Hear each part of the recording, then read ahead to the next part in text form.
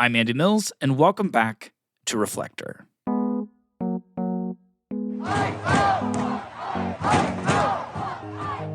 As protests across the country continue to intensify, so too do the debates about paid protesters. We're following these paid protesters and seeing where they're bringing all these signs to. You do know they're paid agitators, right? They're paid. The so-called protesters were actors being paid $75 each. This is not paid protesting. This is real. Shame! Shame! Do you have a job? I'm getting paid right now. Shame! Shame! Shame! Now, I think it's important to point out that these accusations and debates about paid protesting are not new. In fact, they are about as old as the American tradition of protest itself. Back during the fight to end slavery, it wasn't uncommon for plantation owners in the South to blame abolitionists in the North who were using their money and their wealth to publish these pamphlets and stir up rebellions in the South. During the labor strikes of the 19th century that we talked about in the last episode, a lot of the industrialists would blame the foreign anarchists and the communists who were supplying money and propaganda to the organizers. During the Civil Rights era, this happened again. Southern segregationists would rail against the practice of Northern organizations busing and transporting all these protesters down to their streets. And over the past few decades, it has become increasingly common to hear these kinds of accusations coming from both sides of America's political divide. You work for us! You work for us! From Washington, D.C. to Connecticut to Wisconsin and all over the country, thousands of people came out to protest government spending. If you look back to when the Tea Party emerged during President Obama's first term, The spending. I mean, it's got to stop. The government is out of control. It's spending money it doesn't have. there were many on the left, including House Speaker Nancy Pelosi. This initiative is funded by the high end. We call it astroturf. It's not really a grassroots movement. It's astroturf by some of the wealthiest people of America. Pundits like Keith Olbermann. Anyone still convinced the Tea Party movement is just good old-fashioned populism? Just ask oil billionaire David Koch. And Rachel Maddow. All of these groups have been started or funded by the Koch brothers. They were paying for the buses, organizing the speakers, putting together training kits for attendees. And many others who questioned the legitimacy of that movement because of its affiliation with the Koch brothers. And then on the other side, when the Black Lives Matter movement started, there were many pundits on the right. Who's funding Black Lives Matter?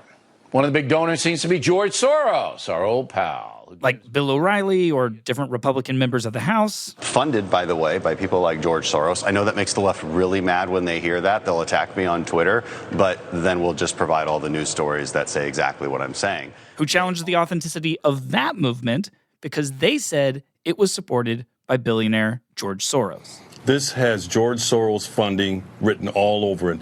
His movement, the anti-capitalist movement, the socialist movement, has hijacked Black Lives Matter, and they use them as a mask.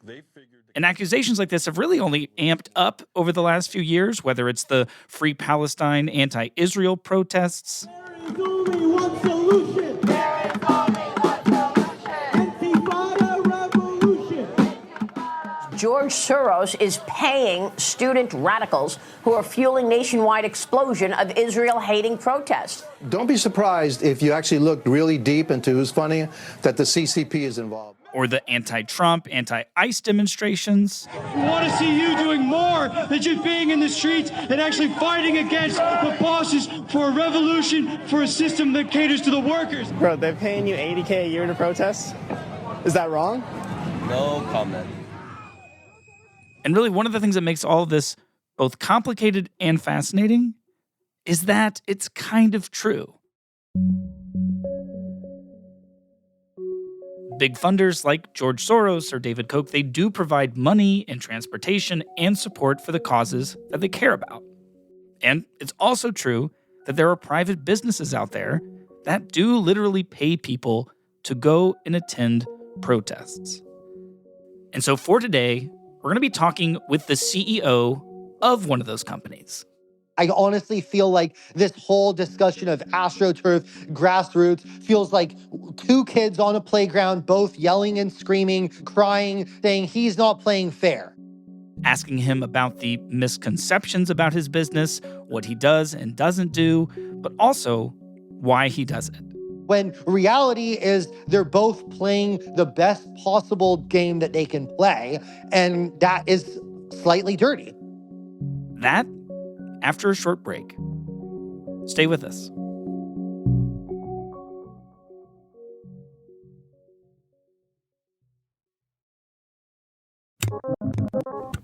Hello, this is Matt, and this episode is sponsored by Ground News. Ground News is one of the most helpful tools that I use every day to avoid the echo chambers and media bias online.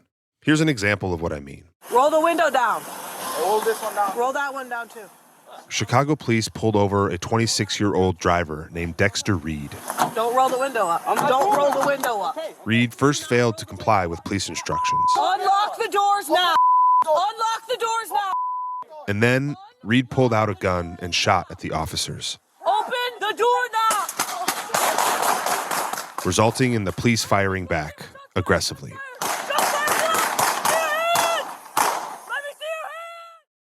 Now, when I came across this story on the Ground News app, they had done this great service. I could swipe between the headlines to see how different media outlets describe the same story in different headlines. So I would see the Washington Post headline, "Police fire 96 shots in 41 seconds, killing black man during traffic stop." Next to Chicago's local WTTW headline, "Officers fired at Dexter Reed 96 times in 41 seconds after he shot officer in arm."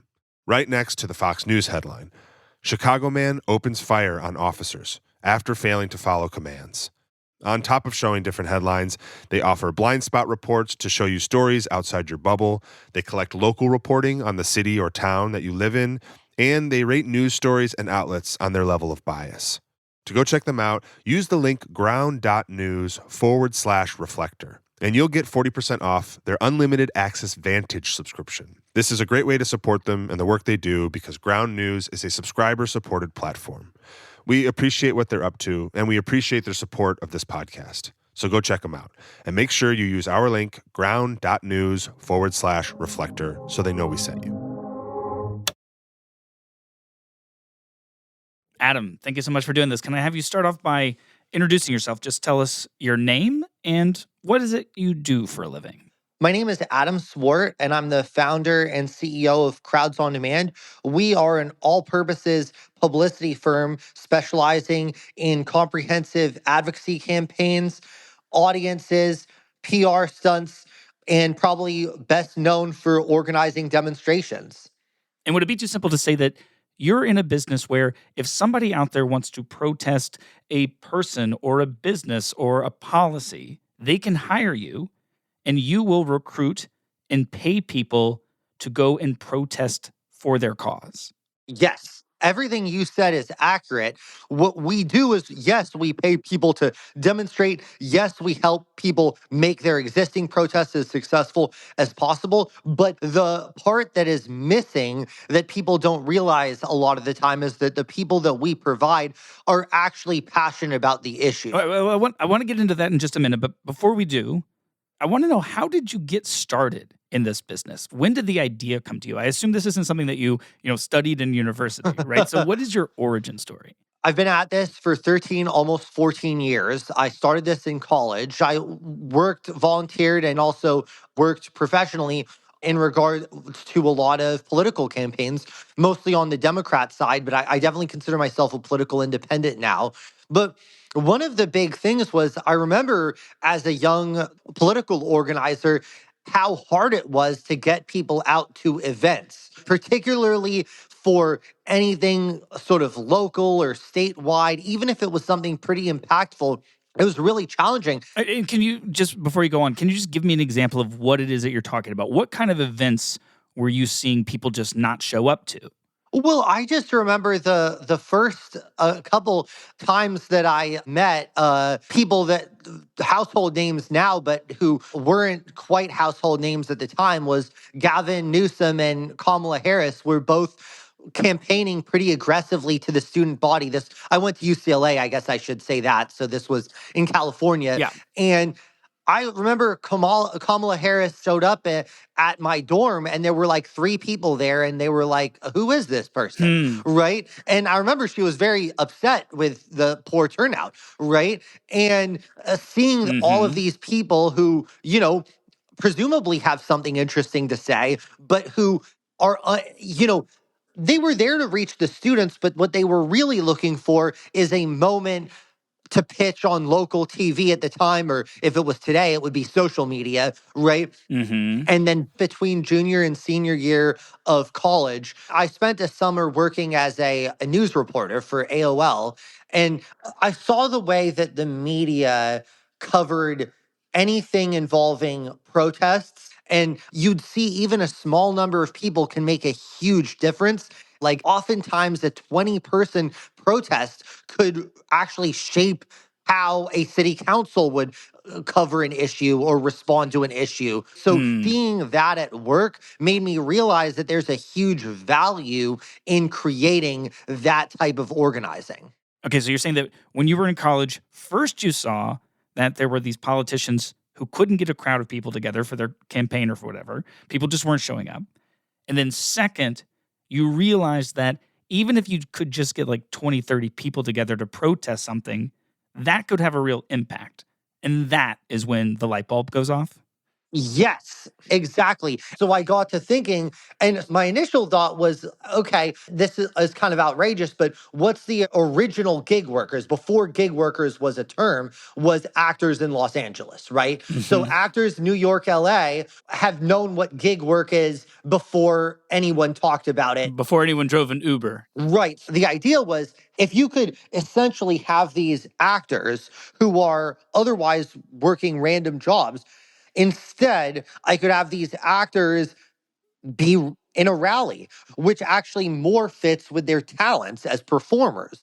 Now, this decision has gotten me a lot of bad press over the last 13 years because people still present it as he pays actors to show up at protests, right? Which is not strictly accurate today, but it is how I got the business started. That was just the original model, is what you're saying. That was a first prototype. Yes. All right, so I want to get a good sense of how it is your company works. I know that you've done a bunch of different campaigns for a number of different organizations and that you're an independent. You work with some on the left and some on the right and a lot of people in between. But I was hoping you could tell me the story of how you came to work on the hashtag delete Facebook campaign. Like, how exactly did that work? And maybe we could use that to unpack the way that your company operates. Sound good? Yeah, and it was a great movement, by the way. It's actually one of my proudest campaigns. Yeah, and could you just real quick remind us, what year was this? So Delete Facebook was 2017, 18, 19, those years. It was about 5 or 6 years into my business.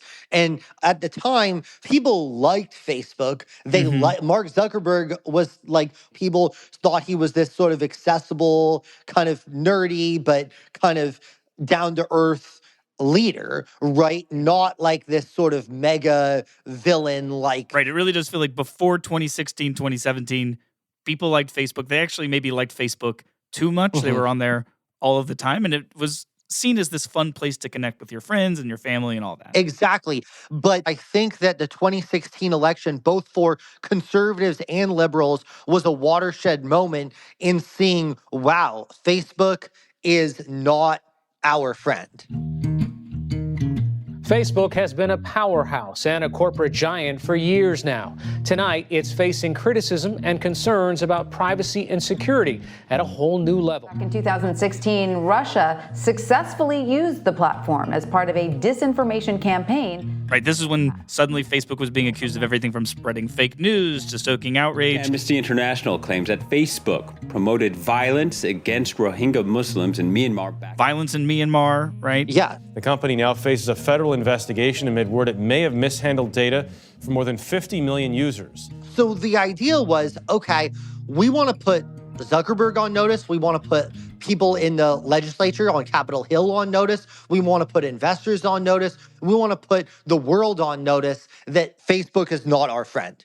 All right, so in this moment where like a lot of people in the public, sounds like including yourself, are changing their views about Facebook, how is it that you come to be involved? Like, walk me through step by step. What's the first thing that happens? What happened in this case, and it typically happens when we get brought into campaigns, is we were contacted.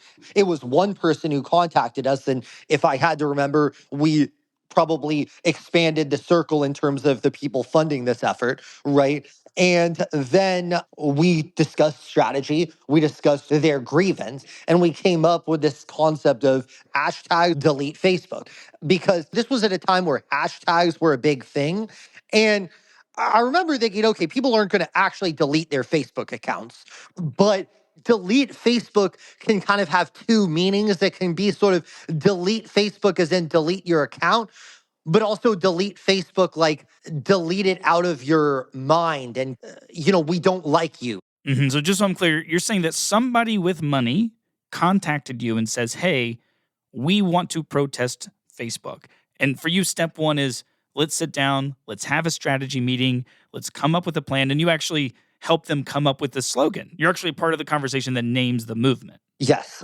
Brainstorming messaging and then deciding on budget, which I won't get into here, but then also discussing where are the locations. We went into the idea that, hey, we want to be outside the headquarters because that's impactful, but it's not the easiest location to protest because it's actually on a freeway. So it's not like the sexiest place to protest. So we'll do a little bit of that, but our focus is going to be on some of these other locations, such as Capitol Hill. Oh, wow. So you're saying that you actually are really involved in almost like each step of this, helping to plan the protests, figuring out where they should be. When does the hiring protesters part come in? Because you were saying that by this time, you no longer were hiring just actors, right? Yeah. So like, where are you getting the people that you'll hire? Yeah. And by the way, I will say, we do hire actors, but the actors have to also be passionate about the cause. Got you. Now, if we're talking about delete Facebook, it's not hard to find people who are passionate about social media because, frankly, practically every American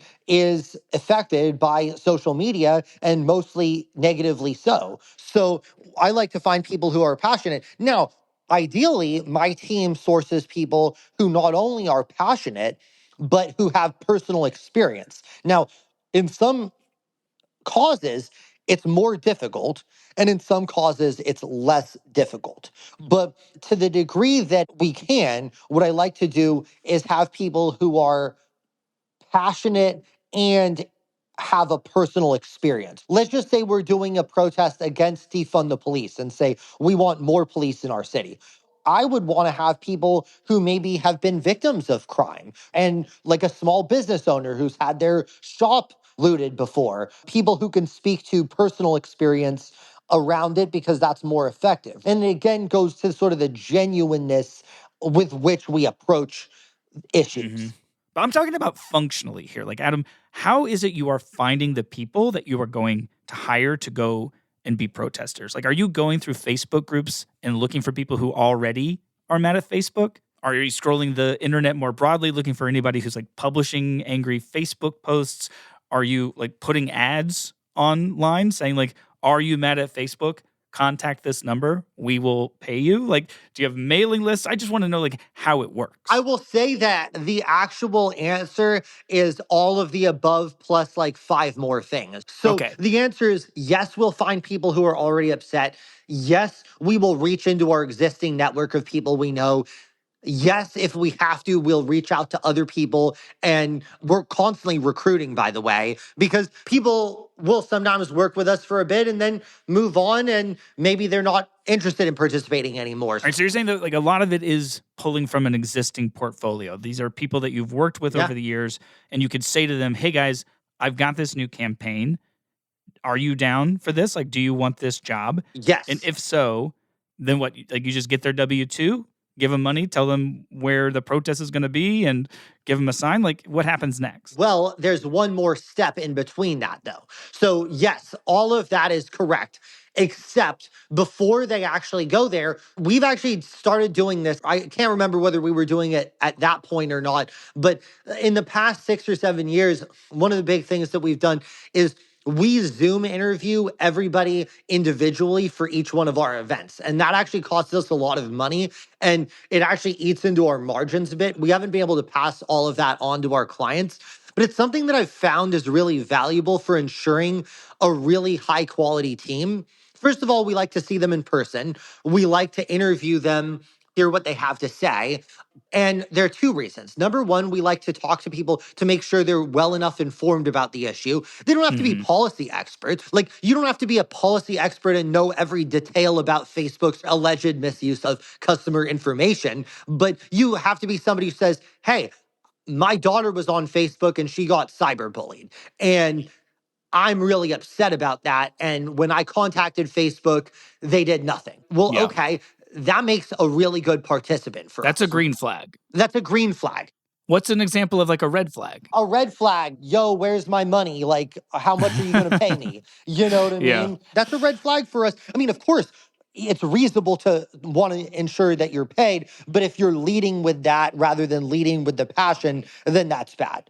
And then the second part of the vetting system is ensuring that they comply with our values. And this is an important thing of our values are number one, lawful. So that means peaceful. That means we're not blocking roads without a permit. I don't think that's even effective, by the way, when I've seen protesters do that. So lawful, but also respectful. So someone who just wants to scream obscenities at somebody is not somebody who we want at our demonstrations. Why? Because we've had demonstrators who don't conduct themselves with respect, and I've found that it actually harms the cause. So if you're coming in and your cause is just, we don't need vulgarity and rudeness. We can win by the power of persuasion. So I always say, and my mom always used to tell me this, is whenever you're nice, you win people over. Whenever you think you're being clever, but actually are being nasty, you're not doing yourself any favors. I've always found that her advice has really held in my business. So in the case of hashtag delete Facebook, clearly you were aligned with the kind of politics and the goals of that movement. But I know that your company has done a ton of different campaigns and movements across the political spectrum. So how is it generally that you decide which causes, campaigns, movements you'll go into business with? So I don't have to 100% agree with a cause to essentially work on behalf of it. But I think it would still have to fall within a reasonableness. If you're ABC News or CBS News, would you have a Nazi ad on your channel? I would think not. And we wouldn't work for such a campaign. So certain things that are just horribly offensive, we wouldn't work with. And obviously I understand that that is subjective. But the point is I don't have to agree with you 100%. Is it just come down to like, for you, it's like these are clients, and as long as they're inside the realm of respectability as judged by you, then they're clients that you're willing to work with? I think to some respect, yes. I will say I'm getting older. So I'm becoming a little bit more selective in my 30s than I was in my 20s. Like I'm 34 now. There are probably clients that I wouldn't take anymore because I'd say, hey, look, you are very much entitled to an advocate, but I don't want that to be me, if you see what I'm saying. Because the choice is yours to make, the fact that you're in a different season of life will affect the choices that your company makes. That's correct. So again, I still don't have to agree with you 100%, but the common thread behind everything I take, in my opinion, and people can choose whether to believe me or not, is common sense. I really like to take common sense causes. The one misinformation thing about us is that, oh, we're actually giving voice to the small group. No, we're actually giving voice to the silent majority who might need a little bit more incentive to show up. And that's why we're there. Because there's a lot of issues where a vast majority of people are on one side, but that loud minority that goes to every single frickin' city council meeting and shows up and yells and screams gets their way. And could you give me just like a ballpark number of how much each protester makes, say, in a day?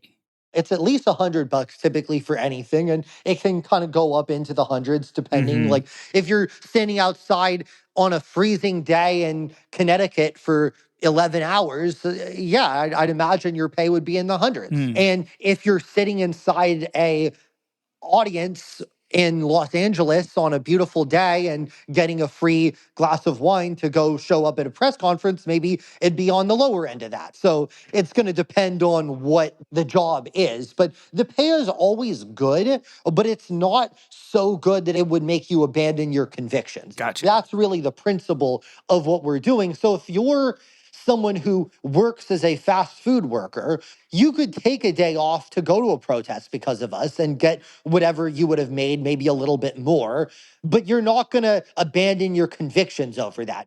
So you're saying that the money that you're paying them, in a sense, it's giving them a little bit more motivation to go out and do the thing that maybe they would want to do anyway. Exactly. And I don't think there's anything wrong with that. And I'll give you a historical example of why. Before 1911, members of the British Parliament were unpaid. It was a volunteer work to serve in the British Parliament. Well, who do you think served in the British Parliament before 1911? I'm guessing wealthy landowners. Correct. It was the landed gentry who were serving both to protect their power and probably for ego. So when I think of who I see at protests today, retirees and students are overrepresented. And of course, they should have every right to go to these protests. But what about a McDonald's worker? What about a janitor? What about a maid? What about an hourly worker who can't take paid time off? Those people never get to participate in American democracy except for when I give them that ability. As a test, you have a probably very smart listener base.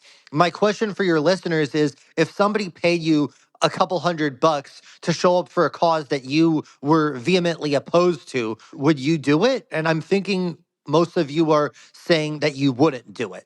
And what's really funny is a lot of the misinformation about that and the mischaracterization comes from talk show hosts who are paid very well for their time, and yet they want their audience to say, oh, well, I'm 100% genuine about everything that I say, despite making however much they're making. And yet they're saying, oh, well, someone making $100, $200, $300 is somehow selling out. Like, it's almost like a classist argument, in my opinion.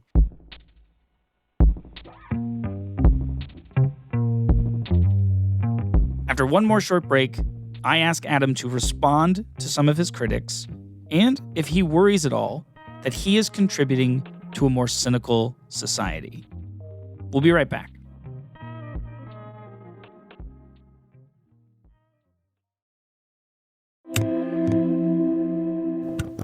Deepfake porn didn't come out of nowhere. It was allowed to spread, while governments dragged their feet and tech companies shrugged. I'm staring at myself in this video that I know I haven't made. This is what it looks like to feel violated. This season on Understood, if you follow the trail, who does it lead to? These images, they were like hunting me. And the biggest platform was Mr. Deepfakes. Understood, Deepfake Porn Empire. Available now on CBC Listen or wherever you get your podcasts.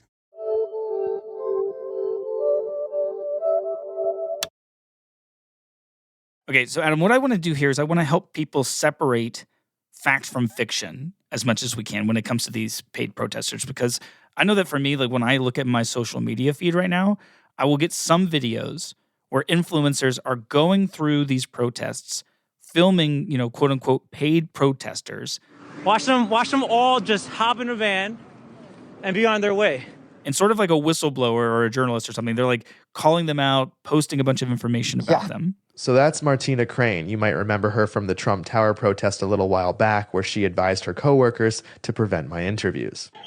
But also I will get other videos where protesters are like pleading with the camera. They're saying, we aren't being paid. Like, that's essentially fake news. This is not paid protesting. This is real. Nobody's a paid protester. It's asinine. Where are they getting their news? And obviously, it isn't fake news that some people are being paid, right? But I think when people hear that, they think to themselves, like, somebody is walking around just like grabbing people at random, putting some cash in their pockets and saying like, hey, go over to that street corner over there, like hold this sign and look angry, right? But is that true? Is that sometimes true? Is that never true? That's not how we do things. Now, can I conclusively say that someone else isn't out there doing it like you described? No, I can't 100% disprove that. Are you saying that sometimes maybe your competitors do that, but not you, not your company? Or some people could be doing it informally. To call them a competitor might be a little bit strong in terms of praise, but I would say that could someone theoretically just be doing this? Absolutely. But here's the root of it. I think that this is a juvenile point, because what's at the core of what you're seeing on social media is both sides saying our side is genuine, your side is bought and paid for. That's at the core of what this is. Instead of actually understanding that there are people very genuinely in supportive of the left, and there are people genuinely in supportive of the right, and there are billionaires and millionaires. I didn't do the Bernie voice, but yeah, there's billionaires and millionaires on both sides who are backing things both for philosophical reasons and for business interests. Why are we so juvenile to try to say, oh, well, they're all bought and paid for, we're all genuine? Let's be real and understand that movements that we agree with and movements that we disagree with are all really well funded. Gay rights, civil rights, MAGA, Tea Party, they've all been well funded. They all have interests behind them. They all have people who may be backing them for less than pure reasons. That doesn't delegitimize their movement. Does it delegitimize the LGBT movement? The fact that a lot of American corporations have backed it? No. Are the American corporations backing LGBT causes because they love gay people? Or are they backing it because they see it as a way to get into the market? Let's not be naive that everyone's motivations are pure, but instead of lamenting the fact that we're not all pure because humankind is not pure, let's understand that we can love a movement and understand that there may be people in that movement who are backing it for reasons other than pure conviction, and people participating in it for reasons other than their pure conviction. But the best thing you can do with a movement is say, do I agree with it or do I disagree with it? And one of the big things money can do is put a movement front and center in the conversation. People actually give me way too much credit online of saying, oh, he's manipulating public sentiment. He creates these movements that no one supports and they become super successful and powerful. I'm like, believe me, even if I wanted to do that, I couldn't do that. Right. Well, actually, let me get to my next question here because, another thing I wanted to ask you is it sometimes true that you are reaching out to a pool of people who are baseline just anti-Trump, let's just say, and maybe they don't know all the details about the campaign that you're working on, but they know that they're anti-Trump and it's anti-Trump and they want some money, so they're just going to join in. And I ask this in part because recently, after the ouster of Maduro, there were protests immediately the next day on the streets with well-made signs. It seemed well organized. And some critics were pointing out how could that happen? Right? Yeah. How do they already have signs? How are they already organizing? This thing just went down. And there were some people who even went through the crowd with their cameras out and they were asking people do you even know who Maduro is? Why are you out here today? And it did appear that some of the protesters were not very familiar with that exact topic. And yet here they are on the weekend, protesting this thing. Because they have a lot of money behind it and they have people who agree with the cause, right? I think we're almost missing the mountain for the trees here because at the end of the day, yes, there is money behind this sort of neo-Marxist left, if you want to call it that. And they have money to be able to promote that cause. I also think a lot of the people there may sincerely oppose what happened with Maduro. So I don't think those are mutually exclusive things. I think you're saying it's messy. Yeah. The whole situation that we're in right now is just messy. To me, this whole thing feels very immature. It's basically like saying, I played fair and square and you cheated. I honestly feel like this whole discussion of astroturf, grassroots, feels like two kids on a playground, both yelling and screaming, crying, saying he's not playing fair. When reality is they're both playing the best possible game that they can play, and that is slightly dirty. All right, so is it true that sometimes you are transporting a number of people that are coming from one part of the country to another part of the country to participate in a local community issue? For example, right now there's all these city council meetings that are debating data centers. And if 20 or 30 people are there and they make their voices known, as you were saying earlier, that could make a real difference. are you bringing people in from out of state or maybe from like blue parts of the area to come into red parts of the area or vice versa, trying to, essentially make it look like this is a really hot topic locally when in fact, this might be people who are not quote unquote local. Is that true? That very rarely happens. We do locally sourced. It's locally sourced. We love locally sourced restaurants and we like locally sourced activists. So you're saying it does happen, but it is not the norm. It's not a common occurrence. But when we're talking about transported, so let's just say you have a large county. We might take somebody from one end of the county, which is 40 minutes away. But this idea that we're transporting people 5 hours away. But what about like the blue versus red thing? Like, are you bringing red people to blue states or blue people into red states to make it look like there's local outrage when there might not be? No, definitely not. Not us. So we're not doing that. And the other thing that's very important is, I just need to get in front of the question you asked earlier, is we've actually been trying to stay out of national politics too. Not like, I don't mean national politics like any national issue, but in terms of the pro-anti-Trump issue, I don't want to be part of the noise. I want to advance causes and talk about causes that are not talked about enough. I would love to do a cause protesting every guy on that Epstein list, for example. Those people should be protested and each one of them needs to be called out. So that's something no one's doing and that probably should be done versus something where you're just kind of part of the noise and you're ultimately not persuading anybody and then the client is ultimately wasting their money. Mm-hmm. Okay, so I just have a few more questions. I know you have to go, but I wanted to give you the chance here to kind of make your pitch to the person out there who might be listening to this and feeling conflicted about the wisdom or even the morality of what you do. And I've heard you actually make a version of this pitch. I think it was on TV or maybe it was in a magazine article or something that I read where you were saying that you see this as a very American enterprise that you're engaged in, that we have the First Amendment with robust protections for the freedom of speech, with the freedom to assemble. You are using that freedom, and we are a capitalist economy, and you see that there is a marketplace demand for protests. Protest is big business right now, and you are in that business. And I thought that was a really interesting framing for what you're up to. But you just speak to those people who are listening now and tell them, like, what is it that you tell, your aunt at Thanksgiving or like a member of your family who's like, Adam, what are you up to right now? My family knows I'm too good at arguing to try to bring that stuff up. But we are advancing common sense causes.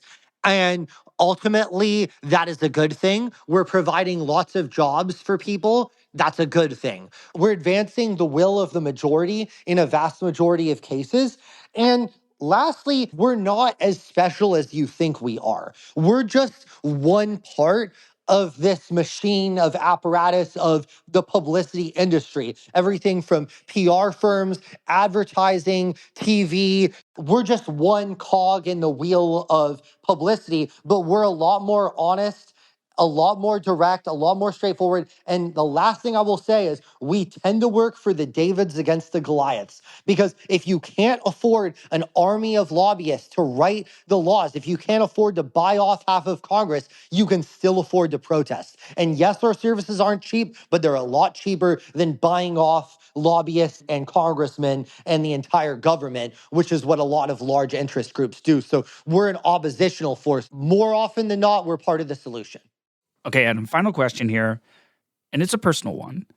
I hear you when you say that what you're doing isn't exactly special. There is a whole advertising industry out there. There are thousands and thousands of lobbyists.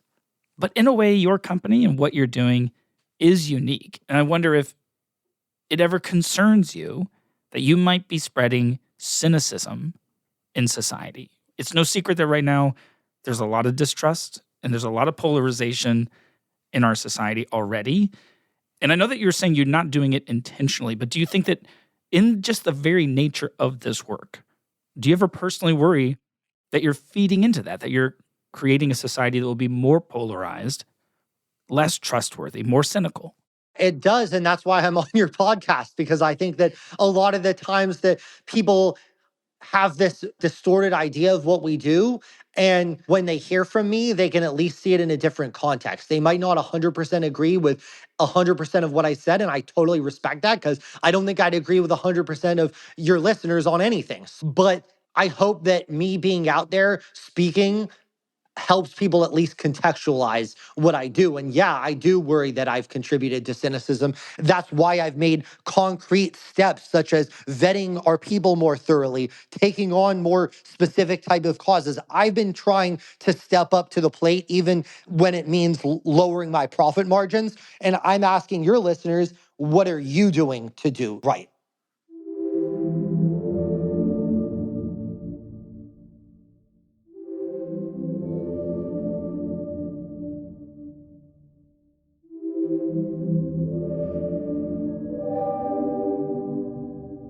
Hello, this is Matt, and thanks again for listening to Reflector.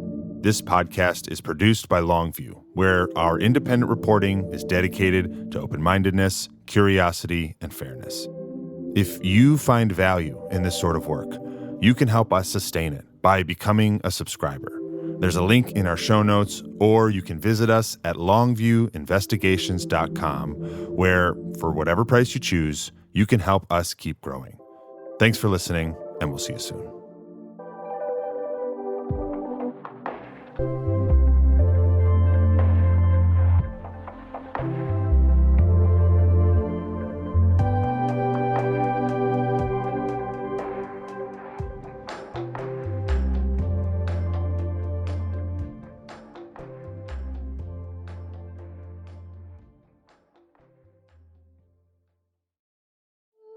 This episode is sponsored by Ground News, the app that helps you spot media bias and see a broader picture of the news shaping our world. Get 40% off their Vantage plan at ground.news/reflector so they know we sent you.